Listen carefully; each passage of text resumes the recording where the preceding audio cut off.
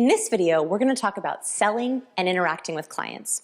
When you're an entrepreneur, you're constantly selling. You're selling your products, your business, your services, and even yourself. Whether you're a hairdresser trying to get new patrons, a car salesman trying to get new buyers, or a tech entrepreneur trying to get new users to your website, you have to know how to sell. Knowing how to sell non-verbally can greatly increase your effectiveness, and it can also increase your client's effectiveness. One study done by Nalini Ambady looked at how non-verbal could affect physical therapy patients. Ambady and her research team took two groups of physical therapists. One group was instructed on how to use positive nonverbal behavior techniques with clients, the ones I'm about to teach you. The other group was instructed to use negative nonverbal techniques, the ones I'm about to teach you to avoid. Amazingly, researchers found that the patients in the positive nonverbal group actually healed faster. The patients of physical therapists with negative nonverbal had worse physical symptoms and less progress 3 months later. So nonverbal is not only important for your bottom line, but it's also important for your client's bottom line. So let's start with the negative nonverbal signals, specifically nervous cues. If you want to bond with clients, you have to know how and when to put them at ease. So you need to be able to recognize self-soothing behaviors. A self-soothing gesture is what people do when they're nervous and want to calm themselves down. This is any kind of calming self-touch gesture. Many researchers think we do this when we're nervous because it reminds us of when our mothers patted our heads as babies. So we still do this as a reminder to calm ourselves down. Not only do you need to watch for these nervous cues in your clients, but you also want to avoid doing them yourself because no one wants to buy from a nervous salesman. Here are the most common nervous cues. Wringing hands is something people do when they feel anxious. Touching the suprasternal notch, which is the indent right in between your two clavicle bones. People often touch this when they're nervous. They might also touch their tie or jewelry that sits right on top of their suprasternal notch. Cracking knuckles or pulling on fingers is another self-soothing nervous gesture. Rubbing the arms or the back of the hands. Biting our tongue or nervously biting our lips or fingers is another form of self-soothing. We can also rub our tongue along our teeth. You sometimes see people do this when they're nervous. These can also be called pacifying behaviors because when we do them, we're trying to pacify or lessen our nerves. When you see these in a client, you want to address them immediately by going into further explanation. You can also go back into the rapport building behavior we talked about earlier. Most salespeople barrel through their sales pitch because they have a script. If you do this, you miss your client's cues when they don't understand something. By paying attention as you go, you can address the nerves and then both move on together. One other nervous gesture I want to point out is the gesture of shame. When we're ashamed or embarrassed, we touch the tip of our fingers to our forehead, kind of like this. You see people on prank shows always go, "Oh man," and touch their forehead. This is because it's the universal gesture of shame. I have noticed that clients do this shame gesture when they feel embarrassed about something, especially with money or payment. If you see your client do this, be sure to address the shame right away and make them feel at ease. For example, if you mention the price of your service and you see this gesture, you can be pretty sure that they're embarrassed the price is too high for them. So here you can tell them not to worry by saying something like, "You know, I know this is a high price. We are happy to do payment plans with you. And if you want, we can take the project in phases so you don't have to do everything at once." That's going to help them feel more at ease and subconsciously impressed you were able to name and tame their emotion. Remember, you want to watch for all of these nervous cues in clients in addition to avoiding doing any of them yourself. Okay, so now that you know how to address nervousness, how about some positive nonverbal cues that your pitch is going well? Hopefully, as you rock through your pitch, you will start to see some non-verbal signs that your client is on board and you can go in for the ask. Here are some of the most common positive cues. Nodding with your points. You might see your client nod along with what you were saying, up and down in the yes gesture. This is a non-verbal sign for agreement and engagement. Rubbing the hands together. This is rubbing the hands together like this, not wringing hands, which we talked about earlier, meaning nerves. Rubbing hands brings blood to the surface of your hands, and people usually do this when they're excited to get started on something. Toes pointed towards the sky. If you see your client lift their toes towards the sky, especially if they are bouncing on the balls of their feet, this is an optimistic and positive move. If you want to know why we do this, watch a baby get excited about a new toy or a food they like. Their feet and toes go berserk. So when we get excited about something, we often kick our feet up. Chin stroking.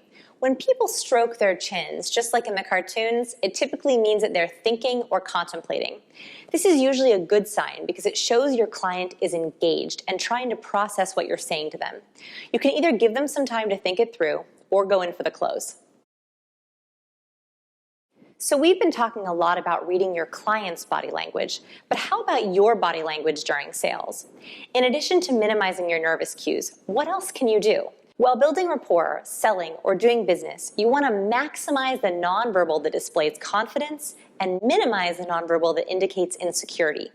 This is going to help people see you as successful, and as we learned from that Harvard study, it also helps you feel more successful.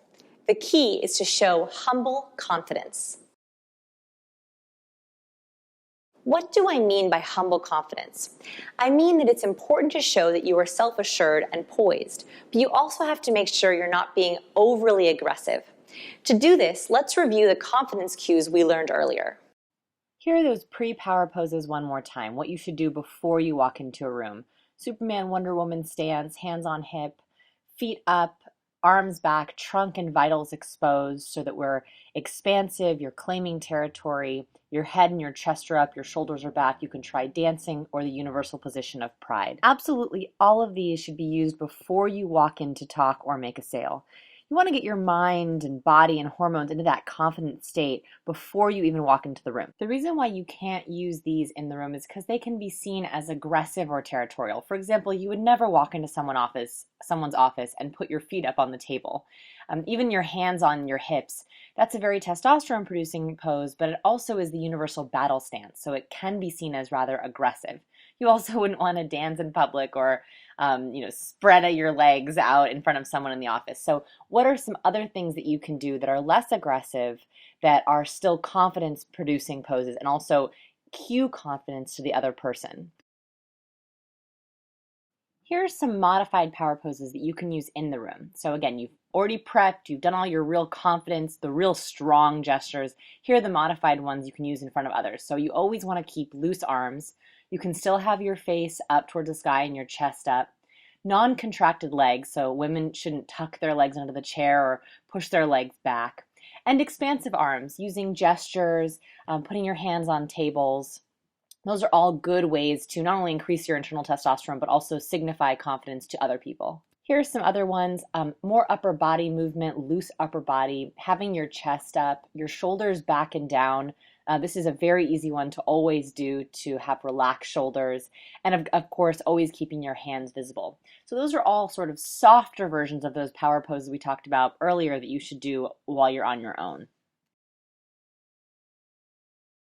Our voice tone plays a huge part in our communication. Remember at the beginning of the course, we talked about how the body, the face, words, and voice tone play a part in our nonverbal communication to others. I want you to actually think about your voice tone when you're approaching sales and clients. And the reason for this is because we typically take people more seriously when they have lower vocal ranges. And the reason for this is evolutionary. People with higher levels of testosterone have lower voice tones and typically had a higher chance of survival. They were also more likely the alpha. So if you're thinking about selling and pitching, you want to try to keep your voice low, or at least calm. When women are nervous, we typically go up in our voice tone, which makes us sound like a little girl, and that makes it hard for customers or clients to trust us or believe us. Actually, women who speak with a high pitch are often called shrill or vapid. It's more of the valley girl tone of voice. Now, when I say keep your pitch low, I do not mean to go into a false voice tone. So I'm not saying to go like this, right? That would be a false voice tone. I'm just saying to stay in the lowest of your vocal pitches. So for me, this is the higher end of my vocal pitch. If I'm going higher, it's still my voice, but it's high. When I stay in the lower end of my vocal pitch, this is still natural for me. It's just much lower of a tone. So an example of this I wanted to show you is with Margaret Thatcher. She was actually trained by the famous actor Laurence Olivier to lower her voice tone in order to be taken more seriously as Prime Minister of England. It was essential for her to get trained in using the lowest end of her voice tone so that when she was giving public speeches, when she was speaking on the radio or television, people took her more seriously and didn't think of her as a child. So here I want to show you two different clips. One is before she got trained. You can see her voice is very high. And the second is her in her lowest voice tone after she'd been trained by Laurence Olivier. I've been so busy that I haven't had really much time to think about it. After all, I know I'm still only me, and so do my family. But I'm very much aware of the responsibilities and a little bit apprehensive. Who wouldn't be when you think of the names that I follow? Let me answer that very deeply, because I feel very strongly about it. The greatest divisions this nation has ever seen were the conflicts of trade unions towards the end of a Labour government. It's a very interesting clip just to hear the difference. It's still, both of those are still her natural voice tone, just one is the lower end of her voice tone, and before she was trained it was the higher end. And this is, by the way, for both men and women. Men need to be careful when they get nervous because their vocal cords get strained and they can also go into a higher pitch. So when you're meeting with a client, practice breathing deeply to keep the voice down. And women as well need to practice breathing to try to keep their vocal cords not strained. Not a bad idea here to record yourself and practice keeping it natural. One thing that really undermines rapport and trust is whenever you're physically above someone. Now this makes sense from an evolutionary perspective because anytime someone is standing over you or taller than you or even higher than you, we are automatically in the weaker position physically. So technically they could have greater leverage over us so that we could be it would be easier for them to overtake us. So when someone is above us, we often go into the defensive. Our heart rate rises and we have trouble feeling trust. These are all things we need during sales and to close sales. So we want our clients to be calm, trusting, and definitely not defensive. So this is a really important nonverbal tip because people fall into above traps without even thinking about it, and it ends up hurting their sales. Here are a couple ways these above traps happen. So first, different chair heights, especially with those adjustable chairs. Sometimes you don't realize that you are sitting lower or higher. So I always like to check my chair height right when I sit down in an office. And I also make sure that in my office, all the chairs are of equal height at the end of the day. Also, it can happen when you're sitting versus standing if someone's presenting, or if you're in an office where you have people standing around the sides of the room. You always want to make sure that either everyone is standing or everyone is sitting. A note for presenters here, it is good for presenters to stand, it's testosterone building, as well as you should be the expert giving authority. Just make sure that when you're presenting, you're doing it so that everyone can see you and you're not hovering over people, like you don't pace around the room behind people while you're speaking. That standing from behind is really hard for people to relax. Sometimes above traps actually happen when you're demoing your product. Like for example, car salesmen typically stand outside of the car while someone is sitting at the driver's seat. So that's one of those above traps that someone can't actually relax and sort of see if they like the car because someone is sort of hovering above them.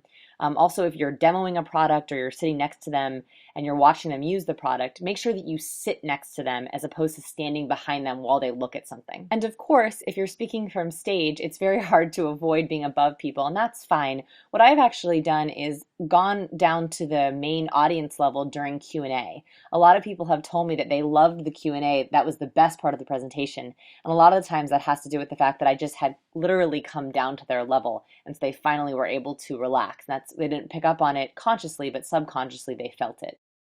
Those are some of the above traps that you can avoid. Now, that's an advanced technique, so be sure to practice with it. Another advanced technique is employing the bow in the right sales situation. Bowing can actually take the edge off of your words, which is an interesting nonverbal technique because usually in this course we're talking about how to highlight your meeting, while this one is all about lessening it. Let me explain what I mean. If you're a physically imposing person, say you're tall or you have very broad shoulders, women and low confidence men are going to have more trouble trusting you. So to seem less imposing, you might try slightly bowing when you're going in for the sale. Let me show you how this can work non-verbally. So if I'm trying to sell you on something, I can say, let's close this deal right now. What do you say? That's not bad, but it can be a bit too assertive, especially if you have a timid client.